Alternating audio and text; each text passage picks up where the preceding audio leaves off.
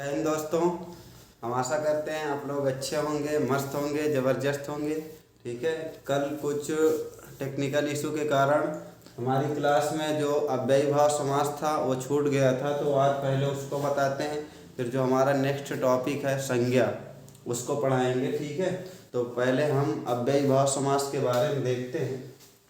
अव्ययी भाव समास, अव्ययी भाव समास। ठीक है, अव्ययी भाव समास कहते किसे?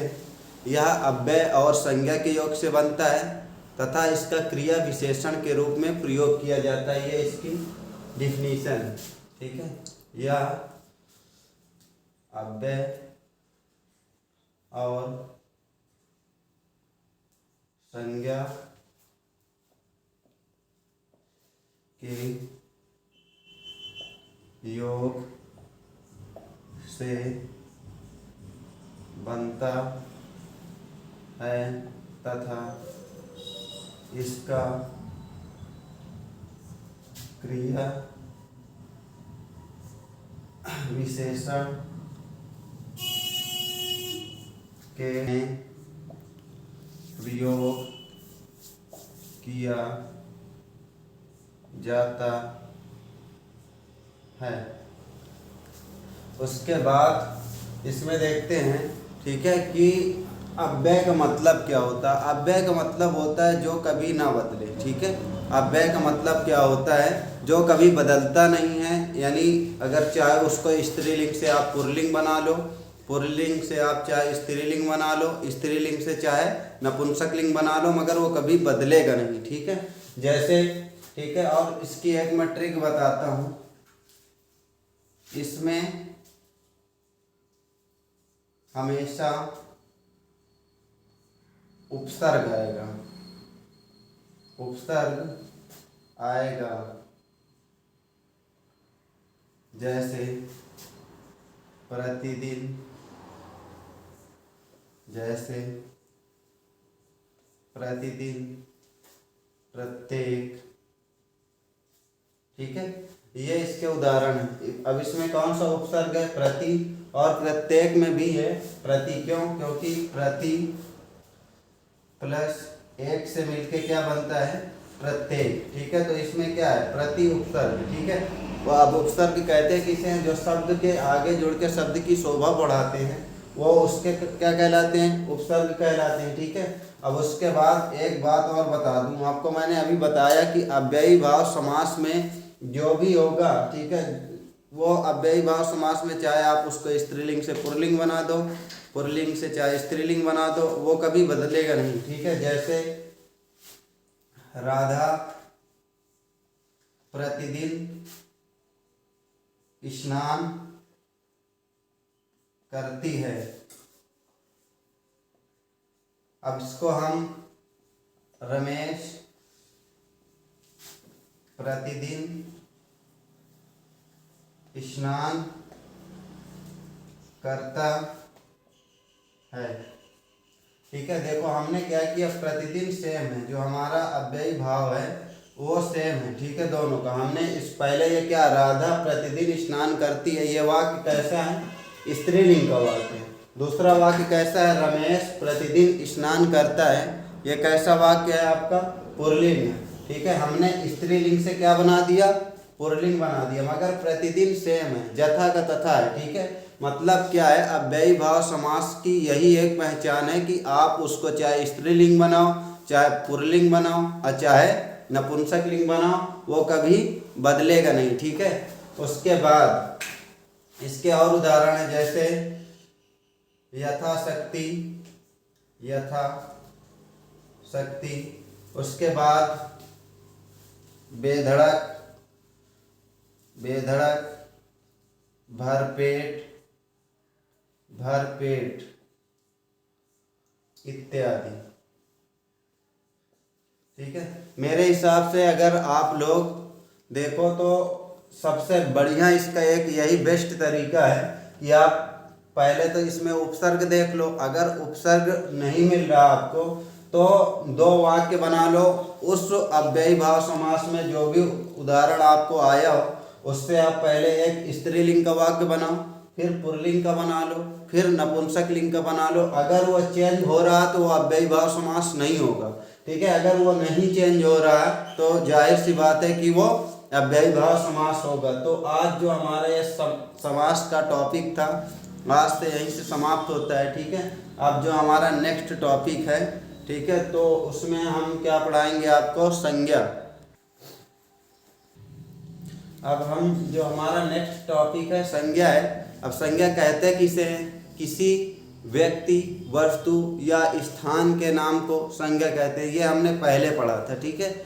ये हमने पहले पढ़ा था कक्षा 5-6 में कि किसी व्यक्ति वस्तु या स्थान के नाम को संज्ञा कहते हैं। मगर संज्ञा की यह डिफिनीशन मेरे हिसाब से थोड़ा सा कम सही है, ठीक है। अगर संज्ञा कहें तो अगर किसी को भी अगर हम नाम दे दें, क्या दे दें, अगर नाम दे दें, चाहे वो वस्तु हो, चाहे स्थान हो, चाहे जो, ठीक है, अगर उसका कोई नाम है तो वो क्या है, संज्ञा है, ठीक है। समझ में आई बात। अगर हम कह दें किसी का नाम दे दें, राम, श्याम, घनश्याम, ठीक है, दिल्ली, कोलकाता, आगरा आदि, तो वो क्या है, संज्ञा है, ठीक है। तो मैं इसकी थोड़ा डिफिनेशन लिख के दे रहा हूं। किसी व्यक्ति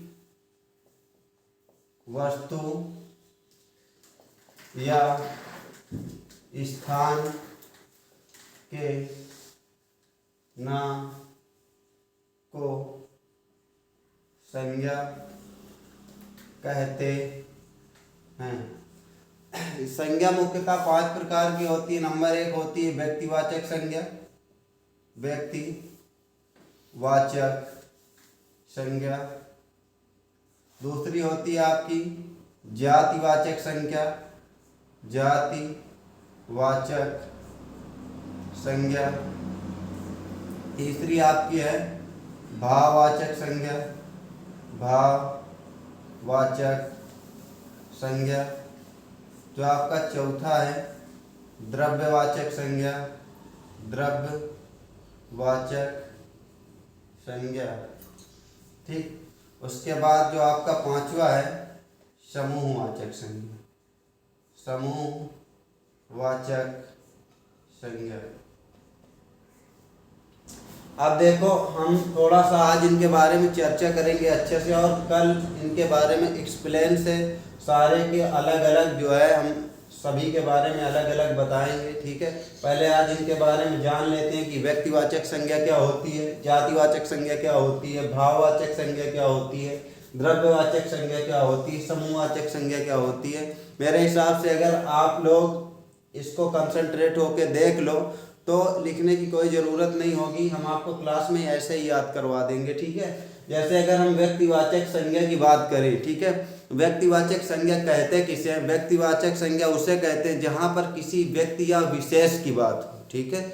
जहाँ पर किसी व्यक्ति या विशेष की बात हो, मतलब जैसे कि हम कह दें राम, अगर किसी का नाम ले देते हैं, राम है, श्याम है, दिल्ली है, ठीक है, कानपुर है, गंगा है, ठीक है, तो ये क्या है, व्यक्तिवाचक संज्ञा है, ठीक है। अब उसके बाद हमारा जो है जातिवाचक संज्ञा है, ठीक है। अब जातिवाचक संज्ञा कहते हैं किसे, जहाँ पर किसी जाति ब्रह्मांड में संपूर्ण जाति का बोध हो, किसका हो, ब्रह्मांड में संपूर्ण जाति का बोध हो, उससे क्या कहेंगे, जातिवाचक संज्ञा कहेंगे। अगर अब देखो कंफ्यूजन होती कहाँ पास है, जब जातिवाचक संज्ञा और व्यक्तिवाचक संज्ञा होती है उसी में लड़के कंफ्यूज होते हैं कि ये व्यक्तिवाचक संज्ञा है कि जातिवाचक संज्ञा है, ठीक है। अब उसमें देखते हैं, जैसे अगर हम कह दें कार, अगर हम कह दें कार, ये कार क्या है, कार से पूरे संपूर्ण जाति का बोध हो रहा है, जितनी सारी हमारे ब्रह्मांड में कारें हैं सभी क्या हैं, कार हैं, तो वो क्या है, कार, जातिवाचक संज्ञा। अगर इसी में हम कह दें नैनो कार, अगर इसी में हम नाम लिख दें नैनो कार, ठीक है, अगर इसमें कह दें नैनो कार, ठीक है, तो ये नैनो कार किस में चला जाएगा, व्यक्तिवाचक संज्ञा, क्योंकि नैनो के जैसा कोई नहीं है, अद्वितीय है, ठीक है, अपने आप में यह विशेष है अपने आप में, तो ये क्या हो जाएगी, कार। अगर मैं जैसे एक उदाहरण और दूं आपको, नदियाँ, अब नदियाँ जितनी हमारे ब्रह्मांड में सारी नदियाँ हैं वो क्या है, नदियां हैं। अगर हम कह दें इसमें गंगा नदी, अगर इसी में हम कह दें गंगा नदी, तो ये गंगा नदी हमारी किस में चली जाएगी, ये व्यक्तिवाचक है, क्योंकि हम किसी विशेष की बात कर रहे हैं, ठीक है। और ये नदियां क्या हो जाएगी, जातिवाचक, क्योंकि हमको संपूर्ण जाति का बोध हो रहा है, इससे संपूर्ण जाति का बोध हो रहा है, इसलिए क्या होगी, ये जातिवाचक। अगर हम जैसे कहते हैं ट्रैक्टर, ठीक है, अगर कहें ट्रैक्टर, तो ट्रैक्टर क्या है हमारा, जातिवाचक है, क्योंकि सभी ट्रैक्टर हैं, सभी ट्रैक्टर क्या है, जातिवाचक है। अगर हम कहते हैं महिंद्रा ट्रैक्टर, क्या कहते हैं, महिंद्रा ट्रैक्टर, तो महिंद्रा अपने आप में एक विशेष है, ठीक है, तो उसमें कौन सी संज्ञा हो जाएगी, व्यक्तिवाचक। कौन सी संज्ञा हो जाएगी, व्यक्तिवाचक, ठीक है। अगर हम जातिवाचक में संपूर्ण, हमारे जितने संपूर्ण जाति है, जैसे अगर हम कह दें बकरी, ठीक है, अगर हम कह दें बकरी, ठीक है, तो यह बकरी क्या है, जातिवाचक है, क्योंकि हमारे संपूर्ण में जितनी सारी बकरियां हैं सभी क्या हैं, बकरियां हैं। अगर इसी का हम कोई नाम रख दें, ठीक है, अगर कह दें श्यामा, श्यामा बकरी बोल देते हैं, इसका हमने नाम रख दिया। गांव में अक्सर लोग रखते हैं अपने बकरी, भेड़, उसके बाद कुत्ते, बिल्ली, सभी का नाम रखते हैं, ठीक है। तो इसमें बकरी में अगर हमने कह दिया श्यामा बकरी, तो श्यामा बकरी क्या हो गई, ये हमारी व्यक्तिवाचक में चली गई, क्योंकि हम किसी विशेष नाम, अगर हमने अभी बताया कि अगर किसी विशेष व्यक्ति या पर्सन की बात हो तो वो क्या कहलाएगी, हमारी व्यक्तिवाचक संज्ञा कहलाएगी, ठीक है। और जातिवाचक में हमारे संपूर्ण जाति का बोध होना चाहिए, ठीक है। अगर जैसे मैंने कह दिया कुत्ता, अगर मैंने कह दिया कुत्ता, अब ये कुत्ता क्या है, कुत्ता से पूरे संपूर्ण जाति जितने सारे कुत्ते हैं, ठीक है, तो उसमें कौन सी संज्ञा होगी, जातिवाचक। अगर हम इसी में कहते हैं टोनी कुत्ता, अगर टोनी हमने नाम रख दिया, ठीक है, हमने किसी विशेष कुत्ते की बात की, ठीक है, तो इसमें कौन सी संज्ञा होगी, व्यक्तिवाचक संज्ञा होगी, ठीक है। समझ में आया अच्छे से, ठीक है। तो आप कभी भी जातिवाचक और व्यक्तिवाचक में आप कंफ्यूज ना होना, ठीक है। जातिवाचक में हमेशा संपूर्ण जाति का बोध होगा और व्यक्तिवाचक में हमेशा किसी विशेष की बात होगी, ठीक है, उसमें कोई नाम होगा। अगर हम नाम दे देंगे उसका तो वो क्या हो जाएगा, आपका व्यक्तिवाचक हो जाएगा। अब तीसरा आता है आपका भाववाचक। अब भाववाचक में कहते हैं किसे, जो कभी दिखाई नहीं देता, आपको केवल महसूस किया जा सकता है, जैसे स्नेह है, प्रेम है, ठीक है, क्रोध है, भय है, ठीक है। अगर आप लोग कहीं पास अपने घर से भाग गए या पैसे चुरा के ले गए, ठीक है, जब आप घर में जाओगे मम्मी के सामने, आपके अंदर क्या होगा, भय होगा, यानी भाव होंगे आपके, डरा हुआ आप महसूस करेंगे अपने आप को, ठीक है। अगर आप अपने आप को डरा हुआ महसूस करेंगे तो आप समझ लो कि आपके अंदर क्या है, भाव है, तो वो कौन सी संज्ञा होगी, भाववाचक, यानी भय, क्रोध, स्नेह, प्यार। अगर आपकी मम्मी आपसे प्यार कर रही हैं तो दिखाई देगा क्या कि वो हमसे प्यार कर रही हैं, ठीक है, उनके अंदर भाव होंगे, उनके अंदर इमोशंस होंगे, ठीक है, तो क्या होगा, भाववाचक संज्ञा, ठीक है। अब द्रव्यवाचक संज्ञा सबसे सरल संज्ञा होती है, द्रव्यवाचक। अब द्रव्यवाचक कहते किसे हैं, जहाँ पर किसी वस्तु को, चाहे कोई तरल पदार्थ हो, अब द्रव्य का मतलब ये नहीं कि आप जो बहे, ठीक है, जो तरल अवस्था में पाया जाए उसको लीटर से मापा जाए तो वो केवल द्रव्यवाचक संज्ञा नहीं। द्रव्यवाचक संज्ञा वो होती है जिससे मतलब हम किसी चाहे नाप सको या तौल सको, जैसे सोना है, सोना तौला जाता है, ठीक है, चांदी है, चांदी तौली जाती है, वो भी किस में आएगा, द्रव्यवाचक में, ठीक है। दूध है, घी है, तेल है, ये सभी किस में आएगा, द्रव्यवाचक संज्ञा में। उसके बाद अब आगे आती है हमारी संज्ञा समूहवाचक संज्ञा।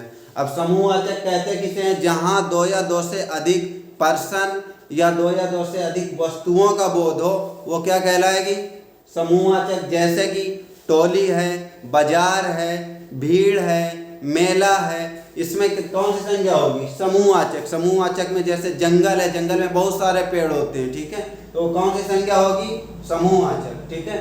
आज तो हमने सभी संज्ञाओं के बारे में अच्छे से चर्चा की है, ठीक है। अगर आपको कोई इस संज्ञा में अभी डाउट है तो जब हम इनको एक्सप्लेन में पढ़ेंगे तो सारे डाउट आपके मैं क्लियर कर दूंगा, ठीक है। तो अब यहीं पास हम अपनी वीडियो को रोकते हैं, ठीक है। अगर हमारी वीडियो आपको अच्छी लगी तो लाइक करिए और हमारे चैनल को सब्सक्राइब करिए। धन्यवाद।